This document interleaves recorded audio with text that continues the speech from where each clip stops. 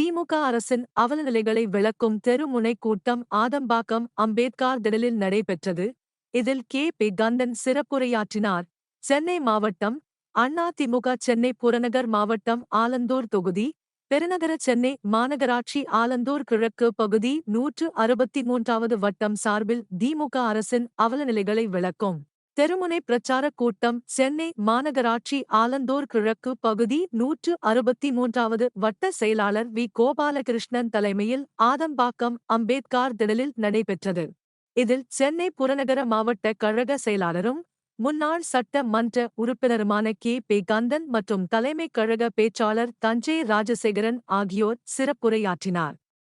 இக்கூட்டத்தில் கிழக்கு பகுதி செயலாளர்கள் வி. பரணிபிரசாத், ஏ.என்.இ. பூபதி, அவைத் தலைவர் சிவராஜ், எம். பகீம் மற்றும் மாவட்ட, பகுதி, வட்டக்கழக நிர்வாகிகள், மகளிரணி, இளைஞரணி உள்ளிட்ட பிற அணிகளின் நிர்வாகிகள் மற்றும் கட்சியினர் திரளாக கலந்து கொண்டனர்.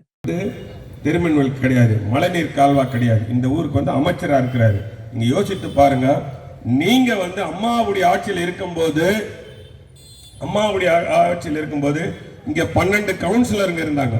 அதுக்கு ஜோன் ஆபீஸ் இந்த பழைய ஆலந்தூர் கோர்ட்டான, அதாவது அந்த எம்ஜிஆர் சிலைக்கு பக்கத்தில் இருந்தது ஜோன் ஆபீஸ்.